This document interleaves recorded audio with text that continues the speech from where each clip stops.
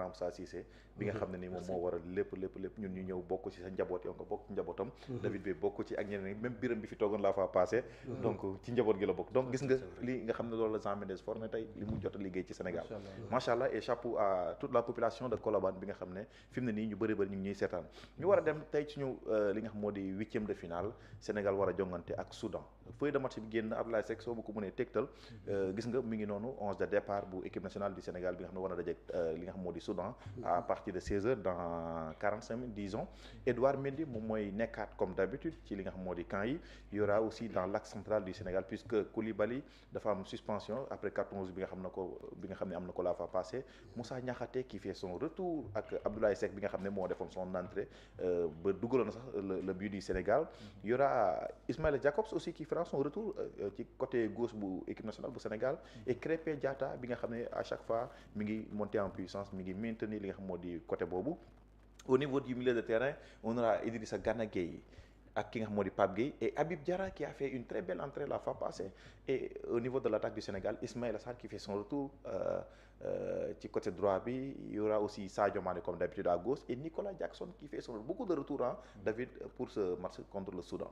Ouais, ben écoutez, je pense que c'est un 11 inédit.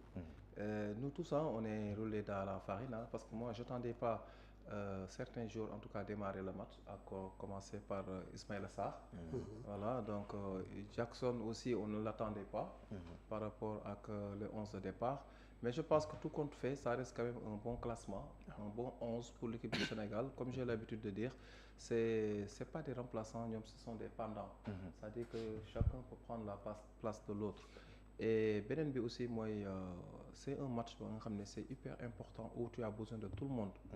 Aujourd'hui que ñuy toog ci banc bi que ñuy démarrer sur le terrain on a besoin effectivement de tous les joueurs union sacrée autour de l'essentiel parce que on va vers un match très décisif même si derrière le Soudan n'a jamais gagné devant l'équipe du Sénégal parce que malgré tout ça reste quand même une très belle équipe soudanaise où il a été premier pendant très longtemps dans la poule du Sénégal en phase éliminatoire de la Coupe du Monde. Donc beneen bi aussi c'est une équipe qui connaît un peu le Sénégal pour les avoir joués à 2 reprises, à même 3 reprises parce que rappelons que cette équipe soudanaise a joué en CHAN et a été éliminée effectivement par l'équipe du Sénégal au tir au but lors du CHAN précédent. Donc ça veut dire que c'est une équipe qui connaît le Sénégal. Maintenant en termes de valeur intrinsèque le Sénégal est carrément au-dessus de cette équipe. Donc je pense que aussi sur le plan aussi du jeu, au regard des matchs que le Sénégal a produits lors des phases aller, logique que le Sénégal par favori assure son costume de favori dans cette équipe.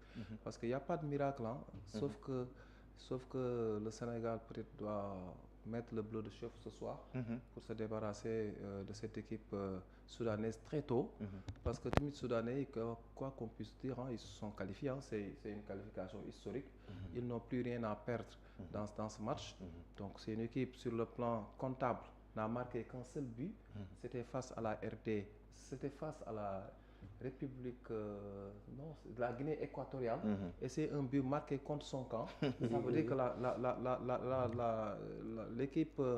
l'équipe soudanaise n'est pas trop prolifique en but. Donc c'est quelque chose de très rassurant sur 3 matchs en phase de poule l'équipe n'a pas marqué de but.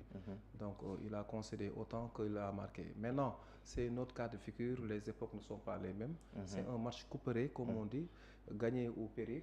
Donc maintenant attendons-nous à un match qui sera disputé âprement parce que ils vont se jeter dans la bataille, ils n'ont plus rien à prouver.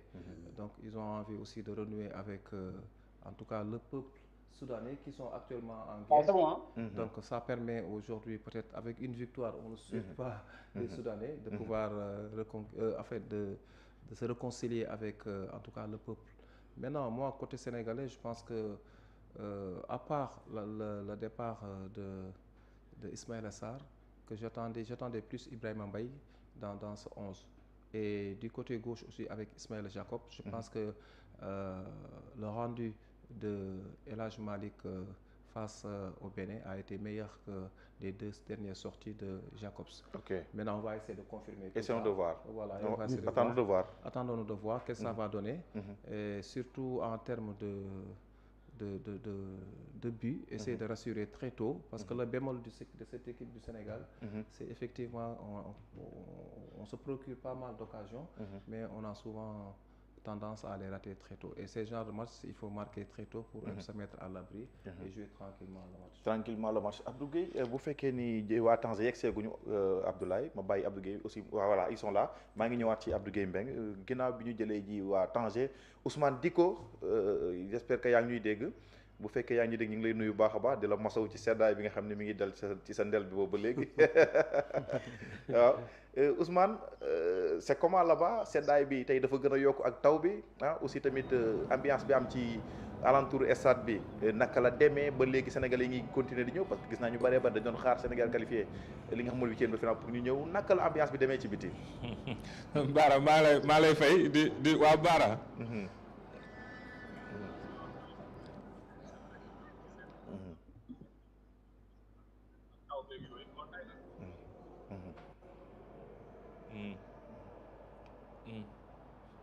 waaw jërëjëf Baara maa ngi lay fay di nuyu ñi nga xam ne ñoom nga bokkal plateau bi nga di la wax tamit nga bàyyi sànni xeer yi c'est vrai que mu ngi sedd mu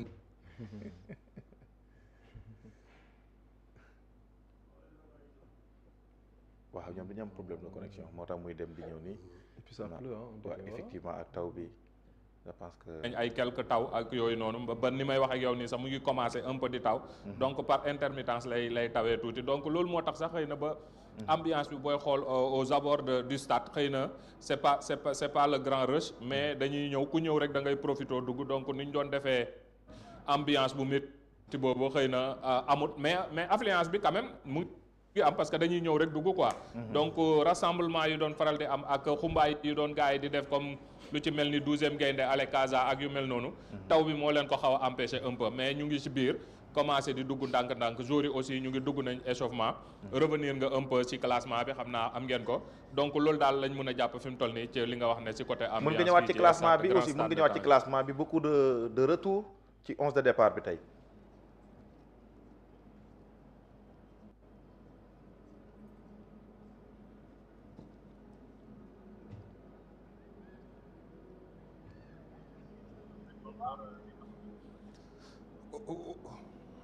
oui coup de retour mais li nga xam ne mooy kii pour remplacer ki nga xam ne mooy Kalidou Koulibaly et évidemment dañ doon xaar ki nga xam ne mooy paire bu mu doon faral di former mooy kii di Moussa Niakhaté mu ñëw ak Ablaye Seck xëy na ñooñu ñoo gën a am li nga xam ne mooy habitude di jouer ensemble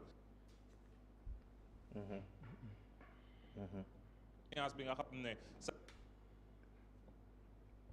Sarr c'est un bon joueur jeune aussi entraîne keroog gis nañ ko même su fekkee ne xëy na am na parfois quelques soucis yoo xam ne soucis défensifs la yu mu xawoon a am mais c'est un bon joueur mais malgré ça expérience bi la ki nga xam ne mooy Pape Thiaw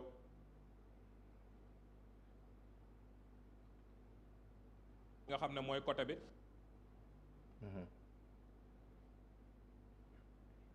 mooy Jacob xëy na indi beaucoup plus d'agressivité dans le système dans la défense aussi tamit ak ay montem gis nañ keroog aussi ne match yum joué yëpp il a apporté quelques apports li nga xam ne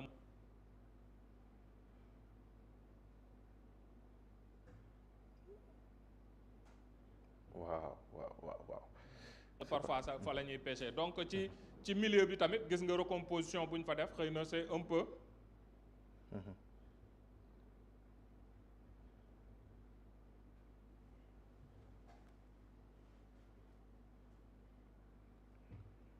te dafa mel ni yombul nag de te dafa mel ni yombul du côté de Tanger parce que problème connexion la ñu am ak taw bi. feere tamit le retour de ki nga xam ne mooy Nicolas Jackson parce que certainement. xam nga c'est quelqu'un qui joue bien dos au but xëy na tamit comme équipe bu ñuy dajal c'est une équipe boo xam ne wala boog équipe yi ñuy dajal yëpp en général rawatina tey Soudan. certainement il va jouer avec un bloc bas te xam nga booy jouer ak un bloc bas da ngay soxla. benn attaquant boo xam ne il est capable de décrocher capable de jouer dos au but pour nga xam ne point d'appui lay doon par rapport ak li nga xam ne mooy milieu terrain yi ku si mel ni Habib Diarra day laaj en pénétration donc moom bu nekkee appui xam nga le milieu ak ñooñu dañuy servir de triangle contre ñi nga xam ne ak ñi nga xam ne mooy les excentrés ku si mel ni Sadio Mané ki ci mel ni tamit ki nga xam ne mooy les latéraux donc ñooñu boo amee joueur boo xam ne day capable dafay décrocher day doon point d'appui ci li nga xam ne mooy milieu terrain yi pour en cas bu defee remise ak passe en profondeur yi xëy na moom dina mën a dem au rendez-vous ak ñi nga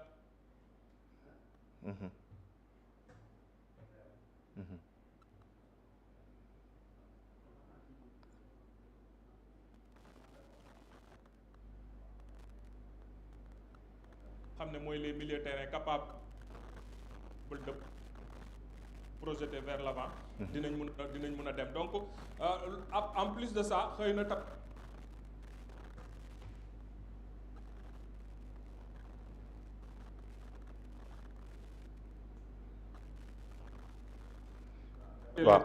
donc koy kenn ki nga xam ne mooy donc mooy milieu axial bi xëy na moom mooy des di xaar li nga xam ne mooy ñi monté woon donc xëy na tey système bi noonu lañ ko mën a jàngatee en attendant ngay ñëwaat ci waaw kay David da nga am question Abdou su fekkee am nga benn question boo bëgg a poser Ousmane Dicko depuis Tanger. depuis Tanger. waaw non mais laaj bi rek moom mooy par rapport ak affluence bi muy wax quoi. ndax nit ñi. supporters yi bëri nañu quoi. actuellement pour accéder au stade quand même pour joxe benn ambiance bi quoi. parce que le Sénégal c'est une équipe attendue en quelque sorte. absolument c'est une équipe boo xamante ne normalement war na indi affluence. normalement moo tax may demander boobu question quoi mu koy poser. waaw.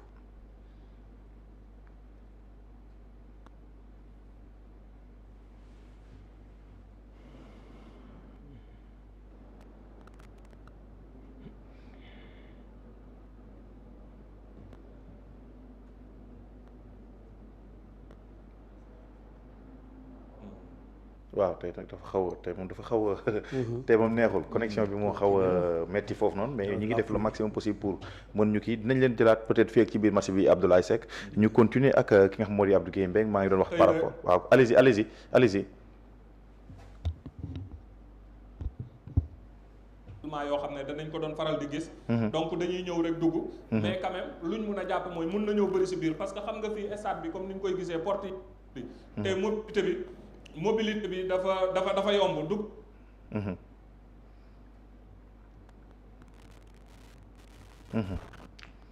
waaw comprendre nañu Abdoulaye Seck mën nga leen bàyyi comme ça ñu leen rejoindre li nga xam moo di stade bi parce que même ñoom pour ñu dugaat dañuy defaat benn grand tour pour mën a accéder ci stade bi nañ leen jëlaat fii ak match bi du mi-temps ou bien vers la fin du match Sénégal Soudan Abdou ñu ngi doon wax par rapport au classement il y a eu beaucoup de retours beaucoup de réaménagement au niveau de la défense et du milieu de terrain et l'attaque du Sénégal bi nga xam ne ñi ngi doon xaaraat comme nu mu ko wax Ibrahima Mbaye à droite ñu doon xaar comment il s'appelle le latéral gauche El Hadj Malick à gauche ñu bëri ñu xaar le fils de Pape Sarr au niveau de l'axe tey jii gis nga Pape Sarr classement bi mu indi noo ko jàngatee. bon man ni ma ko jàngatee je pense bien que ne Pape. ni ma la mën a waxee toujours dafa nekkoon à la recherche d'une équipe. bon à la recherche d'une équipe d'autant plus que. dañuy jouer championnat ba pare. génn pour jouer coupe. parce que actuellement c'est à situation boo xamante ne fi mu nekk nii. éliminatoire direct la nga gagné toog ñu gañal nga dem. donc moom moo fi nekk. pour mu asseoir woon benn équipe c'était un peu difficile par rapport ak groupe bi mu yor donc il fallait que muy dugal di génn pour mën a xam parce que équipe boo xool ci man ci li ma gis par rapport ak choix yi l'équipe se tourne entre 4 joueurs yi fi nekk muy Mendy Koulibaly Gana Gueye et Sadio Mané ñoom la seen poste taxaw clé et Crépin aussi voilà on peut dire et Crépin on peut dire que à chaque fois ñoom dañuy jouer les autres ci la choix yi di changer day jël ki tey suba muy indi kële donc mais loolu yëpp c'était donc pour man dafa nekkoon à la recherche d'une équipe boo xamante ne dina mën a am benn assise sur le plan tactique pour mën a dem ci situation bi ñu nekk tey mais li ma xam rek mooy que ne ci li mu indi nii dal na xel pourquoi parce que ñoom ñëpp je pense bien que à part Ismaïla Sarr bi ñu dellu soité tey bon par rapport ak ñëpp li ñuy wax muy Ibrahima Mbaye je pense bien que ne ñoom ñëpp bi ñu ñëwee aussi joué nañ seen partition par rapport ak choix yi donc beneen bi moom mooy dama am benn pour man bon c'est quelque chose de bénéfique mooy que ñun li ñuy joué à chaque fois am nañu équipe boo xamante ne dina mën a faire valoir par rapport à ses capacités parce que ñu ngi gagné seeni match boo ñu xool aussi par rapport ak bii ñuy encaissé boo xoolee néew na ci li ñuy encaissé ci but li ñuy dugal ci but moo gën a bari tey bu ñu xool ratio bi équipe yi gën a prolifique si ñun ci la ñu bokk absolument donc li mooy mën a wax moom mooy bu ñu amee s'il y a des acquis dañ fi war a appesantir pour mën a parfaire ba génn benn équipe boo xamante ne tey même bu ñu paree ci CAN bi dinañ amaat leneen parce que man je m'attends à l'hégémonie quand même du Sénégal dans le foot actuellement en Afrique di ko indi nag mooy asseoir de très bonnes équipes yoo xamante ne à 1-2 retouches di nga am équipe yoo xamante ne dinañ mën jouer fépp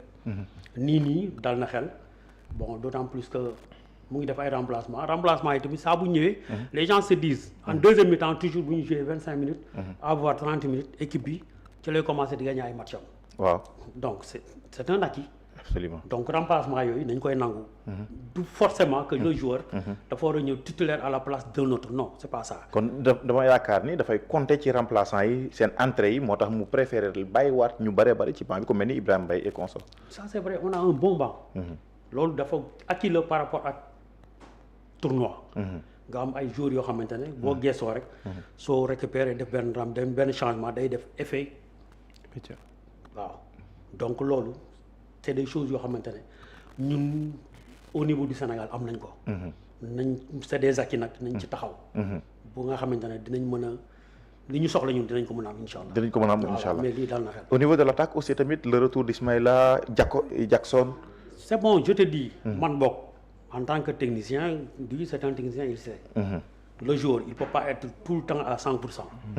Des fois mun na ko nekk ci benn moment nekkatu ko nga génne ko à un moment mun nga ko jox confiance indiwaat ko mu jouer tout à nga indiwaat day am li ci nekk rek moom mooy pour man li ñuy Coupe d'Afrique ñun pour man li ñuy Coupe d'Afrique nii yëpp c'est bien ni Coupe d'Afrique bi ñu génn nii bi kii jël Côte d'Ivoire jël bon man je pense bien que ne Sénégal moo ko may yoon pour mu jël Coupe d'Afrique boobu mais ñun mooy la may wax sànq rek hégémonie bu foot actuellement au niveau de l'Afrique ni ko fi Égypte di defee ni ko fi à des moments Cameroun Nigeria defee Sénégal war na ci toll moment bii nii ci la toll parce que sur le plan politique sportif ñëw nañu asseoir un bon travail boo xamante ne par les formateurs les techniciens et les joueurs et tout on a beaucoup d'acquis ci petite catégorie ba ci kaw li ci des nag moom mooy comment gérer ça pour mën a am loo xamante ne dina taxaw effectivement face à une équipe boo xam ne benn bii la dugal te contre son camp la loolu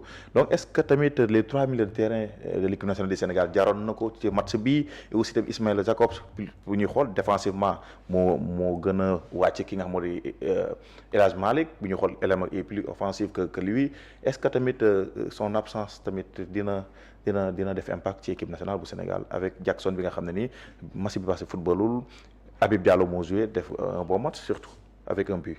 waaw xam nga un classement coach Abdou wax na ko léegi c'est un choix. Donc aujourd'hui je pense que Pape Thiaw choix bi mu def sur les 11 de départ dafa am lu bëri lu mu ci jàngat parce qu'il a dafa joué 3 matchs après ci 3 matchs mu def une analyse globale.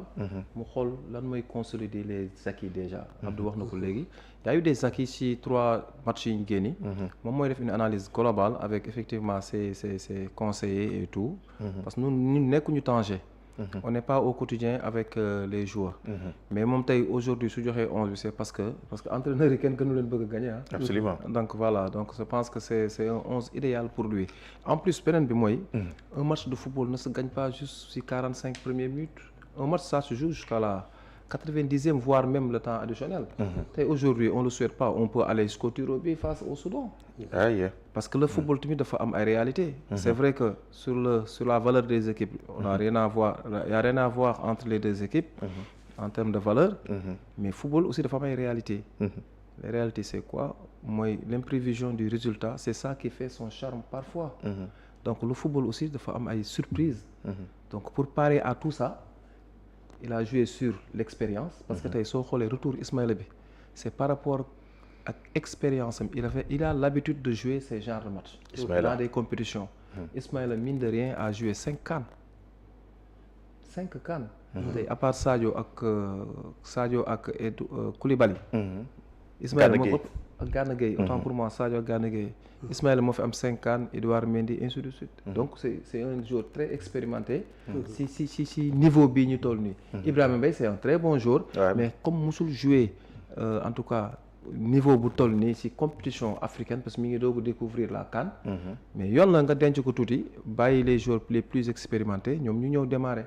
Maintenant je pense que c'est un bon 12e 13e Ibrahima Mbaye parce qu'à chaque fois quand il rentre il fait toujours la différence. D'après li ñu won ci match. Ibrahima sax commencé nañu fàttaloo ku mel ni Sabaly. mi ngi fàttaloo Sabaly. Voilà mais ça veut dire qu'il y a une concurrence très rude entre moom ak Sabaly. Voilà maintenant beneen bi mooy moi je pense que aujourd'hui le plus important c'est la détermination. Parce que c'est des matchs où t'as même pas besoin du coach. T'as même pas besoin d'un coach bu lay defal un briefing ne la da ngeen ko war a gagner. Parce que dans l'esprit des joueurs s'ils veulent continuer à rester à Tanger, il faut impérativement ñu gagner match bi. Donc moi je pense que briefing bi ça doit être axé beaucoup plus sur les fautes commises lors de nos derniers matchs. À savoir mooy bémol bi ma doon wax léegi les occasions qu'on vendage. Sénégal mënul jouer da ngay xool suñu match contre Botswana on a eu 17 tirs cadrés 17. Et on en a marqué 3. 17 tirs cadrés. Donc ça veut dire loolu problème la aussi c'est un vrai problématique la pour équipe nationale du Sénégal.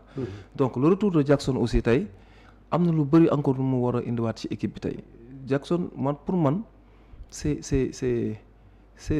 l'attaquant idéal pour le Sénégal. Tu sais pourquoi? De prendre ses responsabilités. Voilà mais moom mooy jël ay responsabilités am. Parce que c'est un attaquant qui se décroche. On l'a pas parce que tey on a des attaquants yi nga xam ne ils ont tous des profils différents. Le profil de Jackson est différent de celui de Habib, de Chérif, ainsi de suite, de Boulaye. Xam nga ñii ay joueurs de rupture lañ ñii ils participent au jeu. Donc un joueur aujourd'hui comme Jackson, je pense que c'est un pion important dans le dispositif. Surtout qu'en attaque aujourd'hui, on a des joueurs très très très virevoltants, mais encore ay anciens lañ aussi hein. Est-ce que tu auras cette vitesse-là de la première à la 90e minute?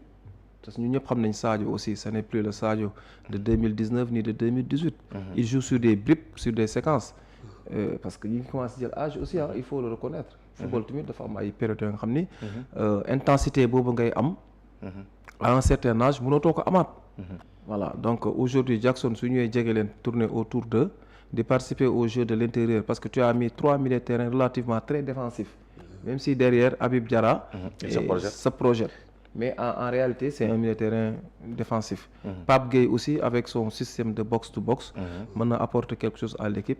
Sauf que kan lañ def en pointe basse. C'est-à-dire schématiquement on a donné le 11 de départ mais sur le plan schématique on n'a pas vu le classement. Je ne sais pas si tu as compris ou pas. Absolument, j'ai bien compris. Parce que d'habitude dañ doon jël l'autre la Gana mu nekk carrément un peu devant la défense. Moom la ñuy wax un sentinelle en pointe basse.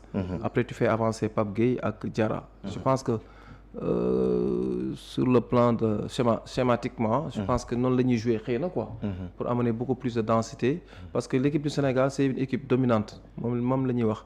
C'est pas des équipes dominées ñoom au contraire quand tu joues avec ñoom à l'image du Barça du Real. Pour ne citer que ñoom en général dañuy téye le jeu à leur compte. Donc c'est pas à nous de courir derrière le Soudan. Donc soo gisee change classement bi ça veut dire que effectivement les Sénégalais sont venus pour pousser comment dirais-je les Soudanais à reculer. Donc quand tu amènes Pape Gueye quand tu amènes Diarra ça veut dire qu'ils sont prêts à l'affront. Donc équipe bi dafa nar a dem ci carrément ci bari centre équipe bu Soudanais bi camper foofu le jeu. Donc loolu aussi bon man au regard de la configuration et les éléments de yi mu mettre en place c'est un système je pense nga xam ni peut-être xëy na il l'a préparé par rapport à ça. Maintenant beneen bi mooy tu disais tout à l'heure pour le cas de Jacobs je pense que Jacobs su ko indee tey c'est dans l'aspect défensif. Voilà dans le repli défensif en même temps il est très bon en man to man. Contrairement ak El Hadj Malick. Malick sur le plan offensif il est très bon. Parce que souvent quand on ouvre le côté droit avec Pape moom aussi da doon ubbeeku aussi. Et pour chercher l'équilibre il faut un joueur à vocation carrément défensif comme Jacobs. mu créer l'équilibre on a au moins 3 défenseurs derrière. Parce que soo xoolee Malick il est très bon mais des fois day am ay défaillances tactiques day am ay défaillances tactiques. Moi j'ai vu à chaque fois quand on ouvre le côté droit avec Crépin moom aussi day bëgg di participer du coup da doon bàyyi foofu Koulibaly ak keroog def na ko ak l'autre là comment il s'appelle Seck. Ablaye Seck. Donc loolu c'est un danger et pour garder l'équilibre d'une défense tu as au moins 3 jours derrière. Voilà. Bon, je pense que côté boobu y a rien à dire donc il va permettre à l'équipe de faire le marquage en man-to-man. Il est très bon sur ce registre-là. Voilà, en gros, bon, c'est un match, on attend de voir. Bon, c'est un match à l'issue duquel aussi il y aura forcément un qualifié. Effectivement. Voilà, donc voilà, il faut se battre, être déterminé. Bon, nous gagnons quoi, va compliquer la tâche aussi quoi. Il a parlé de la responsabilité que doit prendre Jackson au niveau de l'attaque qui fait son retour. Il a parlé aussi du milieu de terrain sénégalais. Il a parlé aussi du côté gauche. bi nga xam ne El Hadj Malick moo fa doon nekkoon la fa parce que Jakobs mooy def son retour. naka nga mën a jàngatee analyse yi nga xam moom la David def par rapport à ce classement du Sénégal. Bon pour damay dëggal rek en quelque sorte encore une fois par rapport ak importance su banc bi ñu am.